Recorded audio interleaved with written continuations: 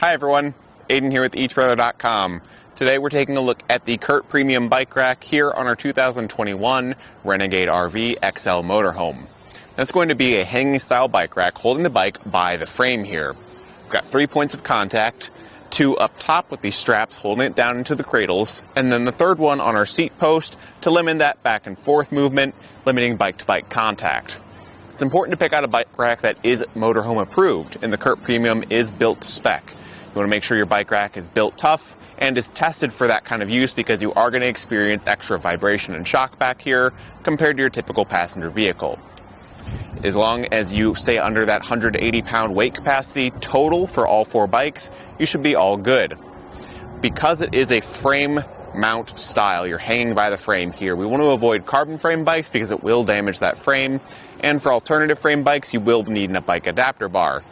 But because the arms here narrow at the end, these 2 slots here are going to be perfect for kids' bikes. You might still need a bike adapter bar depending on the frame, but this should help them fit much better without the need for a bike adapter bar. So I really like that. It's one of my favorite things about the CURT Premium and why I recommend it to so many people. Now overall though, it is going to be pretty easy to use. I'm going to go ahead and actually unload it right now. These straps here, you just kind of pull on them and release them from these tabs. And once you've done all 3, you can just lift the bike up and off.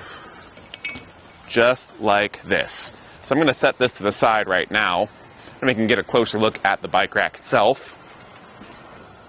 You do have a tilting feature with this bike rack, which typically would be used to get to the cargo area of your vehicle if you had it on a passenger vehicle. But in this case here, there's really no point to it, so we're not going to walk through that right now. You can check out one of our other test fits on a car if you want to see that feature, or if you intend on using it on your personal vehicle too. With it like this, I do want to get some measurements though. We're going to start off with our distance added to the back of the motorhome here. And at the very end, if I can get my tape measure to hold, it's going to be looking at 51 inches added to the back, which is a fair bit, but we can fold these arms down when bikes are unloaded if we want to leave it in our hitch. We can just pull that retaining clip and pull out the pin, just like that. Fold the arms down, and then reinsert the pin and retaining clip through those newly aligned holes.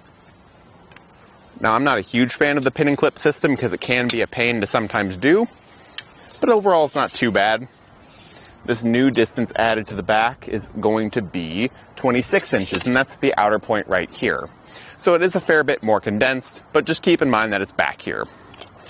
As far as ground clearance goes, we are working with 15 inches of ground clearance right here, but with the way our hitch system works, we do have some height adjustability. This is just where our customer had his set, so that's where we've got it. It will fit in a 2-inch by 2-inch receiver tube here, and comes with a anti-rattle bolt. That's going to keep things solid in the hitch there.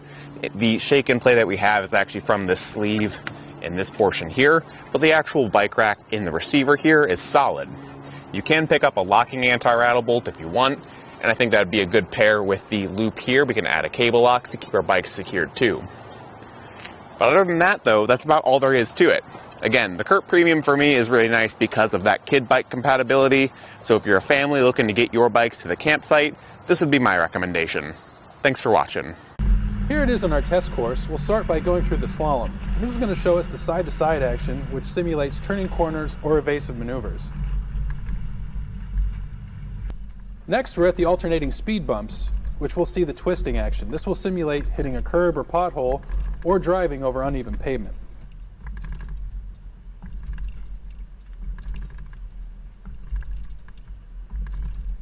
Finally, we have the full speed bumps, where we'll see the up and down action, which is just like driving out of a parking lot, garage, or driveway.